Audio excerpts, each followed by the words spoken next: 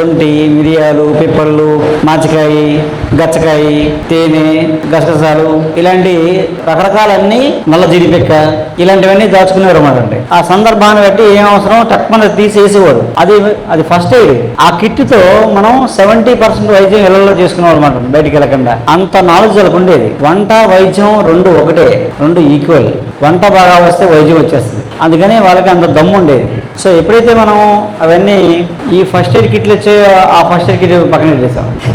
అలా ఏంటంటే అవన్నీ ముందే ప్రిపేర్డ్గా ఉండేవారు. ఒకసారి దాచుకున్న వస్తువు 10 ఏళ్ళు, 15 ఏళ్ళు, 20 ఏళ్ళు అది దగ్గర ఉండేది. ఇంకో విశేషం ఏంటంటే చాలా వస్తువులు పెళ్లి పెట్టెని పెట్టి దాంట్లో ఇచ్చేవారు సాంప్రదాయంగా. గంధం చెక్క, సాన, ఇలాంటి ఎందుకు ఇచ్చేవారు? గంధం చెక్క అమ్మాయితో ఇచ్చి పంపించేవారు పిలిపెట్లు పెట్టి. వివాహం దగ్గర నుంచి మీరు చనిపోయే వరకు గంధంతో మనకు చాలా పని ఉంది. అసలు గంధం చెక్క మనకి 100 రోగాలకి పరిష్కారం. అలాంటి గంధం చెక్కని ఇచ్చేవారు. ఆ చెక్క మళ్ళీ వాళ్ళ అమ్మాయికి ఇచ్చేది, ఆ చెక్క మళ్ళీ మనవరాలకి ఇచ్చేది. అలా ఒక చెక్క ఇస్తే 3 తరాలు ఉండేదండి. అలా చాలా వస్తువులు ఇచ్చేవారు అన్నమాట.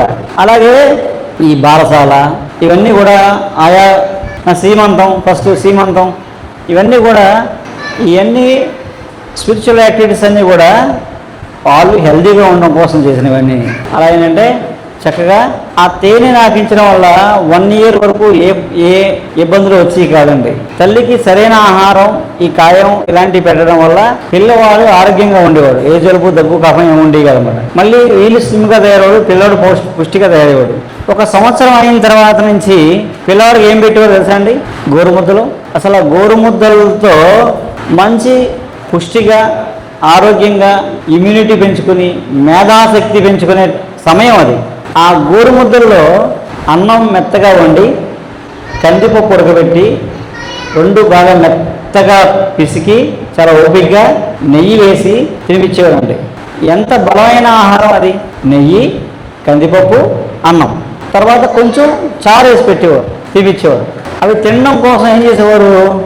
మంచి కథలు చెప్పేవారు. రామాయణం, భారతం, భాగవతం ఇలాంటి కథలు చెప్పేవారు. ఇక్కడ ఏమయ్యేది చెప్పాను కదా, ఏది తింటూ మనం ఏం వింటున్నామో, ఏం చూస్తున్నామో, ఈ ఎనర్జీ దానికి పనికొస్తుందని చెప్పాం కదా.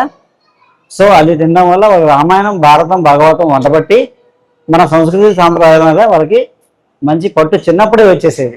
ఈరోజు మనం పిల్లలకి ఏం పెడుతున్నాం? సిరిలాక్ లాంటివి పెడుతున్నాం. ఏం పెట్టినా సెల్ ఫోన్ ముందు పెట్టి ఆ గేమ్స్ లేకుండా పిల్లలు ఈరోజు భోజనం చేయని పరిస్థితిలో ఉన్నారు. సో గేమ్స్ కూడా ఎడిక్షన్స్. సో దాని తర్వాత చెప్దాం. అమలకి ఫలం అంటే ఉసిరికాయ. 360 రోజులు మనం భోజనంలో రోజుకు ఒకసారైనా భోజనం ముందు ఉసిరికాయ తినాలండి. భోజనం చేశాక రేగిపండు, భోజనం ముందు ఉసిరిపండు తినాలి. మరి ఉసిరికాయ మనం ఆవకాయ పెట్టుకుంటాం మామూలుగా అయితే. కానీ పూర్వీకులు ఏం చేశారు తెలుసా అండి? చైత్ర మాసంలో ఉసిరికాయలు కోసుకొని శుభ్రంగా కడిగి తుడిచి తడి లేకుండా మంచి తేనె తెచ్చుకొని ఆ తేనెలో ఉసిరికాయలు వేసి రాత్రి పొద్దుటే ఉసిరికాయలన్నీ ఒక పల్లెల్లో, తేనె ఒక పల్లెల్లో ఎండబెట్టి మళ్ళీ 2 రాత్రి జాడీలో వేసి మళ్ళీ పొద్దున్న ఎండబెట్టి అలా 21 days చేసుకుని ఉంచుకుంటే అవి 3-4 ఏళ్ళు ఉంటాయి పాడవకుండా. అలా రోజు ఒక కాయ భోజనం ముందు తిన్నారనుకోండి, ముసలితనం రాదు అని చెప్తారు. అంటే ఏంటి? సర్వరోగ నివారణి ఉసిరికాయ. అయితే మీకు అలా నానబెట్టి తెచ్చాను, అందరికీ తలొకటి ఇస్తాను భోజనం కాబట్టి. ఇందాక టిఫిన్ చేశాక బదరీ ఫలం ఇచ్చాను, ఇప్పుడు ఉసిరికాయ ఇస్తాను. అలాగే ఊరకాయ, కారంగా కూడా ఉన్నాయి ఉసిరికాయలు నా దగ్గర. ఇవి మీకు దొరుకుతాయి, మేము మీకు అందజేస్తాం. నెక్స్ట్ మన దాంట్లో దొరుకుతున్న కౌంటర్లో ఇస్తారు. జై మాస్టర్, జై బాపూజీ మహారాజ్. మా గురువు గారి దయ వల్ల సత్సంగ సభ్యురాలు ప్రియాక ద్వారా రవివర్మ గారి గురించి తెలిసింది.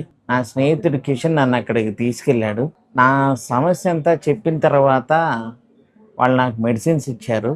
కొన్ని మార్పులు జరిగినాయి. ఆ తర్వాత మళ్ళీ ఇవాళ వచ్చినప్పుడు వారు చెప్పుకోగా వారు ఇచ్చిన మెడిసిన్స్ని వాడుతున్నాను. నాకు మెదడులో గడ్డ వల్ల ఈ కన్ను పూర్తిగా పోయింది, ఈ కన్ను ముప్పావు పోయింది. కానీ ఇప్పుడు ఈ కంటి మీద దగ్గరగా టార్చ్ లైట్ వేస్తే ఆన్ అయిందా ఆఫ్ అయిందా చెప్పగలుగుతున్నాను. ఇది ఒకటైతే ఇంకొకటి నాకు కనపడదు, దెబ్బలు తగులుతుంటాయి కాబట్టి ఇక్కడ పెయిన్ రిలీఫ్ ఆయిల్ తెచ్చాడు. వేరే సత్సంగ సభ్యుల ద్వారా ప్రియాక ద్వారా నాకు పెయిన్ రిలీఫ్ ఆయిల్ వచ్చింది. ఒకరోజు మట్టి కొండ ఇంతది, దాదాపు ఇంత హైట్ నుంచి కాలు బొట్టనవేలు మీద పడింది, ఎక్కడో తగులుకొని బాగా విపరీతమైన నొప్పిని అనుభవించాను. అనుకున్నాను, ఇది ఎన్ని రోజులు ఉంటుందో ఈ నొప్పి, ఎంత ఇబ్బంది పెట్టిద్దో అనుకున్నాను. అనుకోకుండా గుర్తొచ్చింది, అక్కడ రవివర్మ గారి దగ్గర నుంచి తెచ్చిన పెయిన్ రిలీఫ్ ఆయిల్ ఉంది కదా, అది రాసుకుందామని ఆయిల్ రాసుకున్నాను. రాసుకున్న దాదాపు 5 నిమిషాల సమయం కూడా లేదు, ఫ్రీగా ఎక్కడికక్కడ నరాలు కండరాలు విడిపోతున్నట్టు టకా విరిగిపోతున్న శబ్దం కూడా, నాకు మజిల్స్ ఫ్రీ అయిపోతున్న శబ్దం కూడా అర్థమవుతూ చాలా తొందరగా పెయిన్ రిలీఫ్ వచ్చింది నాకు. ఇంతటి మంచి మెడిసిన్ ప్రసాదించిన రవివర్మ గారికి వేల కృతజ్ఞతలు తెలియజేసుకుంటూ జై సాయి మాస్టర్, జై బాబుజీ మహారాజ్.